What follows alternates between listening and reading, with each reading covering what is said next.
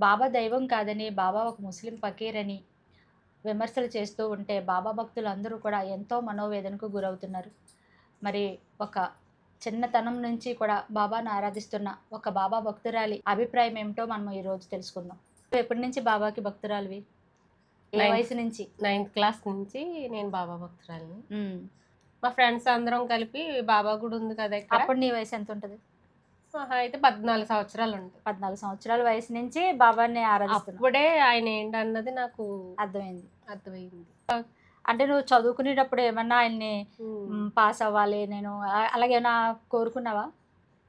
Pass అవ్వటం ముందు main అది వదిలేస్తే, హ్మ్. ఫస్ట్ ఆయన్ని చూడటానికి నేను గుడికెళ్దామని అనుకున్నాం. హ్మ్. మా ఫ్రెండ్స్ 5 ఉండేవాళ్ళం. హ్మ్. 5 అనుకున్నాం. అప్పుడు మా దగ్గర ఒకళ్ళ దగ్గర పావలా అని, ఒకళ్ళ దగ్గర 5 పైసలు, 10 పైసలు ఆ రోజుల్లో ఆ డబ్బు. అవును. 10 అవి పైసలు. ఉన్నాయి. ఆ! అయితే అందులో ఒక అమ్మాయి దగ్గర దక్షిణ ఎయటానికి డబ్బులు లేవు. మీ అందరి దగ్గర డబ్బులున్నాయి గానీ, నా దగ్గర డబ్బులు లేవు. హ్మ్. మరి నేను గుడికొస్తే దక్షిణ ఎయ్యాలి కదా! అని బాధపడుతుంది ఆ అమ్మాయి. ఇలా హ్మ్. నడుస్తూనే వస్తుంది. సడెన్‌గా అమ్మాయికి డబ్బులు దొరికినియి. చూడు మరి. 20 పైసలు దొరికింది. ఆ! దొరకగానే అబ్బా! ఇగో బాబా గారు నీకు డబ్బులిచ్చారు. ఎళ్దామా అనేసి ఎళ్ళాం. సాయంత్రం స్కూల్ ఇడిచిపెట్టేసాక హ్మ్. ఇంటికెళ్ళిపోతూ దారిలో హ్మ్. బాబా గుడి ఉంటే ఎళ్ళాం. హ్మ్. ఎళ్తే అక్కడ సరిగ్గా మేము వెళ్ళే టైంకి హారతి జరుగుతుంది. హ్మ్. హారతి జరుగుతుంటే మాకందరికి కలిగిన అనుభూతి వర్ణనాతీతం. హ్మ్. ఒళ్ళంతా పులకరించేసి హ్మ్. ఏదో తెలియని ఆనందం. మొదటిసారి పారవశ్యం. బాబాని ఫస్ట్ దర్శించుకున్నావు. టైం బాబా గుడి దగ్గరికెళ్ళాం ఆ రోజు. ఆ! ఎళ్ళిన వెంటనే మాకు ఎంత పారవశ్యం అంటే, ఒక దైవం దగ్గరికెళ్తే మనసు ప్రశాంతంగా అనిపించి, హ్మ్. ఆనంద పారవశ్యం కలిగి పరమానందాన్ని పొందుతారో, ఆ అక్కడ దైవం దైవం అక్కడ ఉన్నట్టు. బలం ఉన్నట్టు, దైవశక్తి హ్మ్. ఉన్నట్టని మా గురువుగారు చెప్పారు. బాబా చేసిన ప్రతి లీలకి పరమార్థాన్ని తెలియజేశారు రమణానంద రమణానంద స్వామి. మహర్షి వారు. అవును. చాలా చెప్పేవారు. ఆయన పాడిన పాటలు వింటేనే హ్మ్. పరమానంద అసలెంత పారవశ్యం బావుంటాయి బాబా కలుగుతాయి. ఆయన పాడిన అస్సల పాటలు. ఎంత ఆ! పరమానందంలోకి మనం పారవశ్యంలోకి వెళ్తామంటే వర్ణనాతీతం. అవును.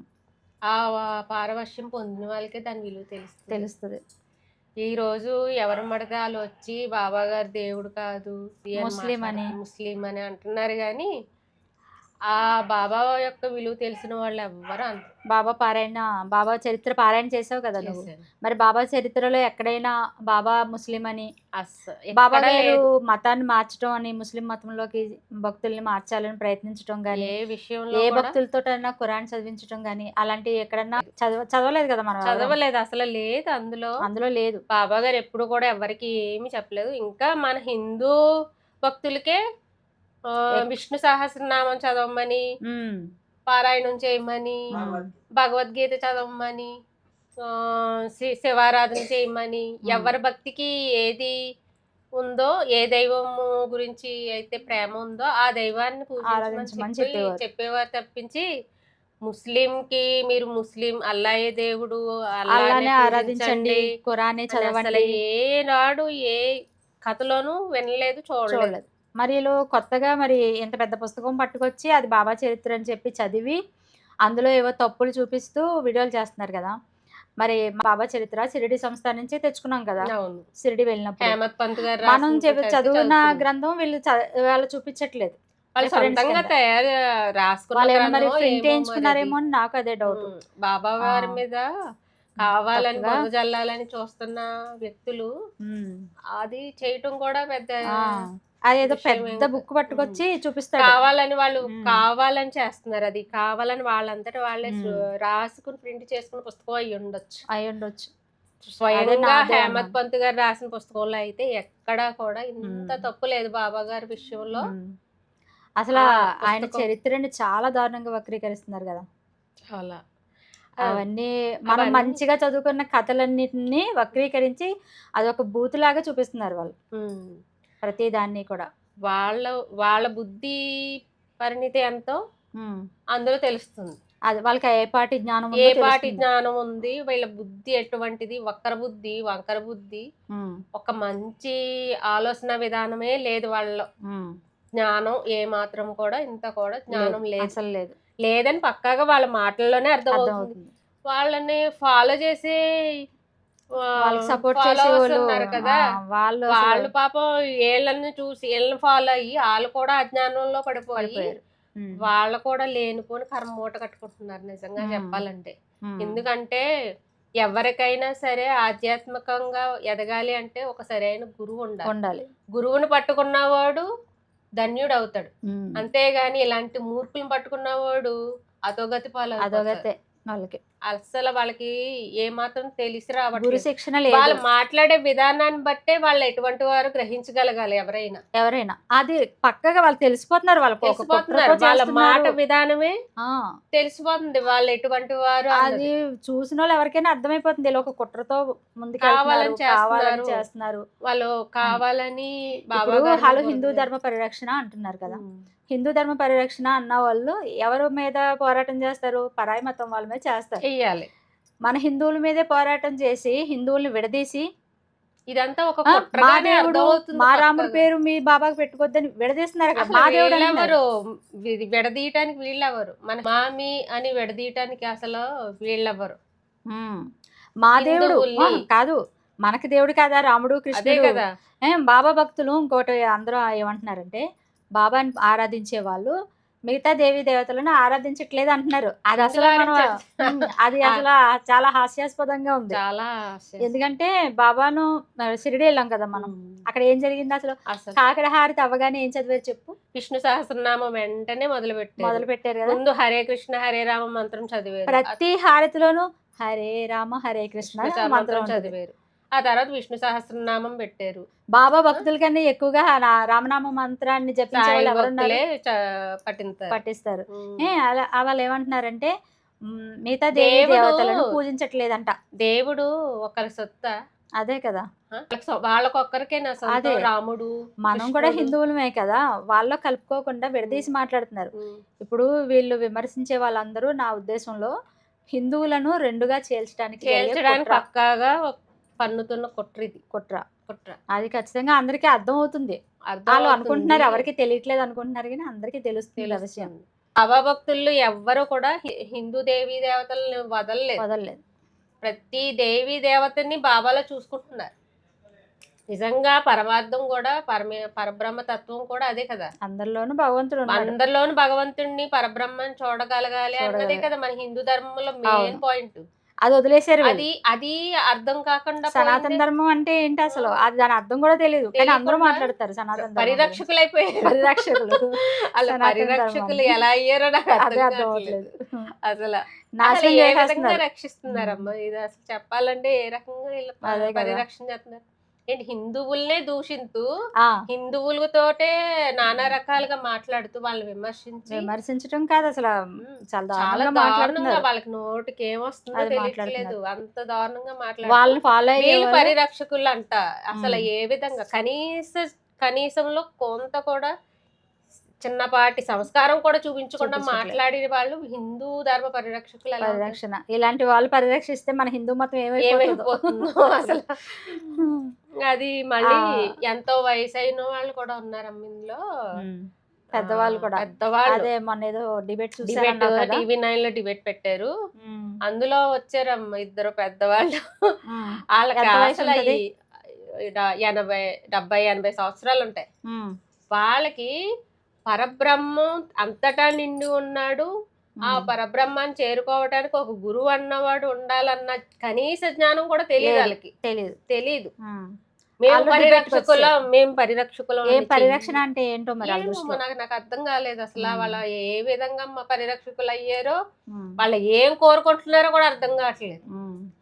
ఇలాగా హిందువుల మధ్యన విడదీసేసి చిచ్చు పెట్టేసి విడదీసేసి ఏదో మేము పరిరక్షకులు అంటున్నారు, కానీ కొంచెం అయినా జ్ఞానం ఉండాలి. అసలు గురువు గురించి తెలిసి ఉండాలి కదా. అదే తెలుసుకోకుండా గురు పరంపర అన్న ఒకటి పట్టుకుని ఎలాడుతున్నారు ప్రతి ఒక్కరు. పరబ్రహ్మం నుంచి వచ్చిన పరమాత్మ సాయినాథుడు, ఆయన్ని విమర్శిస్తూ గురు పరంపర వీళ్ళ దృష్టిలో గురువులు అంటే పీఠాధిపతులు, మఠాధిపతులు, శాస్త్రాలు ప్రవచనాలు చెప్పేవాళ్ళు, అలాంటి వాళ్ళందరినీ గురువులు అనుకుంటారు కాబట్టి ఇలా ఉంది. అసలు గురువు అంటే ఎవరో అర్థం తెలియక ఉంటే సరిపోతుంది అనుకున్నారు. పుస్తక జ్ఞానం ఉంటే చాలు గురువులు అయిపోతారు. అసలు భగవంతుడికి మతం ఉంటుందా? అసలు అది అది అసలు మతం కూడా మతమే లేదు, సనాతన కాలంలో మతం లేదు, కులం లేదు. మతం లేదు, కొనము లేదు, జీవుడు ఆత్మ తోటి సంబంధం. అంతే. పరమాత్మ వాక్చాతుర్యం ఉంటది. ఉంటది. వాక్చాతుర్యంతో ఎన్నన్నా మాట్లాడతారు. మాట్లాడినంత మాత్రం వాళ్ళు గురువులు అయిపోయారు, గొప్ప అయిపోరు వాళ్ళు కదా. అయిపోయారు. ఇప్పుడు బాబా భక్తులు ఎవరైనా సరే బాబాలో ఒక దైవత్వాన్ని చూశారు, మహిమను చూశారు, ఆయన పిలిస్తే పలికే విధానాన్ని చూశారు. చూసాం ఎవరైనా సరే అలా బాబా చూసే భక్తులు ఎవరైనా అలా చూసే బాబా భక్తులు అయ్యాం తప్ప ఎవరో చెప్తే వచ్చి ఇంకో బాబాని నమ్మండి, బాబాని నమ్మితే మీకు ఇది జరుగుతుంది అది జరుగుతుంది ప్రలోభ పెడితే భక్తులం అయ్యామా? లేదు. మనం స్వతహాగా చూసుకుని బాబాలో ఒక దైవత్వాన్ని చూసి బాబాలో దైవత్వం అప్పుడు చూసి అయిన భక్తులు వాళ్ళమే ఏమంటే ఎక్కువ ఉన్నాం బాబా భక్తులు. అందరూ అలాగే అయినారు. అందుకనే మాక్సిమం బాబా భక్తి, బాబా యొక్క దైవత్వం చూసిన వాళ్ళు ఎవ్వరూ కూడా బాబాని వేడవారు విడిచిపెట్టారు అంటే వారు బాబా నిజమైన భక్తులు బాబా కాదు. భక్తులు కాదు. కాదు. చాలా మంది బాబా భక్తులు ఏమనుకుంటున్నారంటే ఆ మూర్ఖులతో ఏంటండి, వాళ్ళ మూర్ఖులండి, అలా నిజంగా మాట్లాడుతున్నారు. మూర్ఖులే కదా, మనకి అర్థమవుతుంది కదా వాళ్ళ మాటల్లో. వాళ్ళు మూర్ఖులండి, వాళ్ళు అలాగే మాట్లాడతారు. చిచ్చి వాళ్ళ మాటలు అసలు పట్టించుకోకూడదని తీసి పడేస్తున్నారు బాబా భక్తులు. నేను చాలా మందిని అడిగాను, వాళ్ళందరూ అలా తీసి పడేస్తున్నారు వాళ్ళ మాటలను. అసలు పట్టించుకోవట్లేదు బాబా భక్తులు ఎవరు. బాబా దైవం కాదు అన్న వాళ్ళని ఎదిరించి కాదు బాబా దైవమే అని చెప్పేసి ఏమీ విమర్శించలేదు కూడా. శతప్రశ్న సరసంధానం అనే ఒక గ్రంథాన్ని రాసి భక్తులకి అందించినందుకు రమణానంద మహర్షి వారిని బాబా మీద నుంచి ఆ విమర్శన అస్త్రాలు ఇప్పుడు రమణానంద మహర్షి వారి మీద గురు పెట్టి ఆయన వేదంలో అక్షర దోషాలు అవి అన్ని అలాంటివన్నీ పరిష్కృతం చేశానని చెప్పినందుకు ఆయన్ని ఎంత అలాగా విమర్శిస్తున్నారంటే అసలు వాళ్ళు విమర్శించడానికి అర్థం పడుతూ ఉండట్లేదు, అసలు వాళ్ళకే తెలియట్లేదు.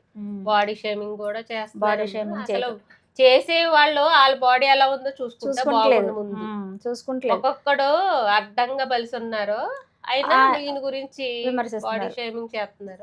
వాళ్ళ బాడీ ఎలా ఉందో చూసుకుని నిలుగుటద్దుల్లో అప్పుడు మాట్లాడాలి. అవును, అంతే కదా. బాడీ షేమింగ్ అసలు ఎవరిని చేయకూడదు, అలాంటిది బాడీ షేమింగ్ చేస్తున్నారు. అందరూ కావాలని చేస్తున్నారు, ఒకలే స్క్రిప్ట్ ఇస్తున్నారు వాళ్ళందరికీ.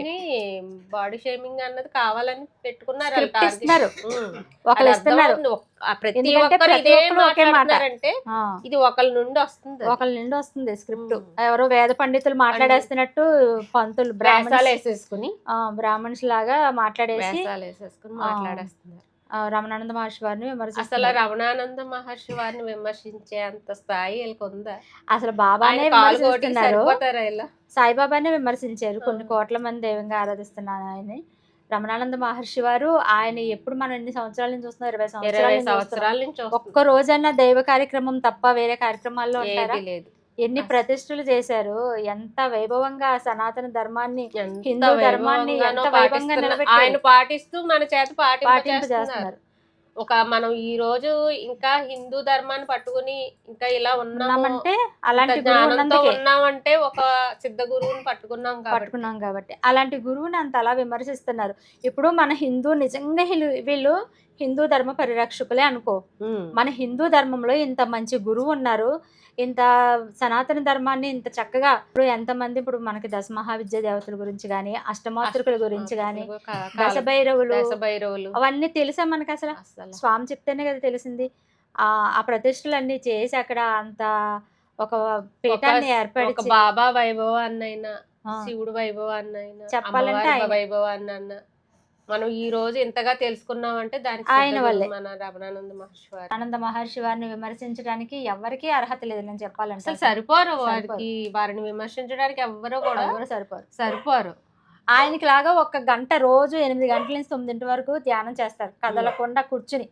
ఒక్కళ్ళు విమర్శించేవాడు ఒక్కడైనా 10 నిమిషాలు ధ్యానం చేయగలడా? చేయలేదు. ఆ పాట వింటే చాలు పరమానంద పారవశ్యం కలిగి. బాబా గురించి తెలుసుకోవాలంటే రమణానంద మహర్షి వారి పాడిన పాటలన్నీ ఒకసారి వింటే చాలు అర్థమవుతుంది బాబా గారు అంటే ఏంటో అర్థమైపోతుంది. ఆ పాటల్లో అంత అర్థాలు ఉంటాయి. మరి అలాంటి బాబాని, అలాంటి గురువు గారిని విమర్శిస్తున్నారంటే వాళ్ళ జ్ఞానం ఏ పాటిదో అందరికీ అర్థమవుతుంది. ప్రజలు కూడా ఏంటంటే చూసే ప్రేక్షకులు కూడా ఎలా ఉండాలంటే వీళ్ళు చెప్తున్నది ఎంతవరకు కరెక్ట్ అని కొంచెం మాట్లాడే విధానాన్ని బట్టి వాళ్ళు గ్రహించుకోవాలి కదా. వీళ్ళు మాట్లాడే విధానం ఉంది కదా, ఇప్పుడు నిజంగా పరిరక్షకులు అన్న వాళ్ళు ఎవరైనా సరే చాలా ప్రశాంతంగా మాట్లాడాలి. ప్రశాంతంగా మాట్లాడాలి. ప్రశాంతంగా కనీస గౌరవం అన్న ఇచ్చి మాట్లాడాలి. మాట్లాడితే వెటకారం మాటలు తప్ప అసలు ఎంత వెటకారం. వెటకారంగా మాట్లాడతాం తప్ప అసలు మాట్లాడే విధానమే ఒళ్ళు మండిలా ఉంటది అసలు అంతా. రమణానంద మహర్షి వారు ప్రతిరోజు మనలతో సాధన చేపిస్తున్నారు. రోజు ధ్యానం చేపిస్తారు. మనకి అనేక మంత్రాలను ఇచ్చారు. మనకు తెలియని దేవీ దేవతల గురించి చెప్పారు. అవన్నీ మనం తెలుసుకున్నాం. ఎన్ని తెలుసుకున్నాం వాళ్ళు గురువు గారు చెప్పిన విధంగా చేసి దాని ప్రతిఫలాన్ని కూడా పొందుతున్నాం కదా. కరోనా టైంలో అసలు ఆయన ఇచ్చిన మంత్రం ఎంత బాగా పనిచేసిందంటే, నాకు కరోనా వచ్చి కూడా నేను ఆ మంత్ర జపం చేసి చాలా సులువుగా బయటపడ్డాను. మంత్ర జపాలు ఇచ్చేవారు. మళ్ళా ఎవరికైనా సీరియస్ గా ఉంటే హాస్పిటల్ శక్తిపాతం వీడియో కాల్ చేసి శక్తిపాతం చేసి వాళ్ళందరినీ రక్షించే అలా ఎంతో శిష్యులు కాని వారు కూడా ఫోన్ చేయమని అసలు దయామయుడు అయిన బాబాని ఆయన గురువు కింద ఆరాధిస్తారు. అలా అని వేరే దేవి దేవతలు వదిలేసారా? వదలలేదు కదా. శివలింగ ప్రతిష్టలు 2000 పైగా శివలింగ ప్రతిష్టలు చేశారు. 1008 శ్రీచక్రాలు ప్రతిష్ఠించారు.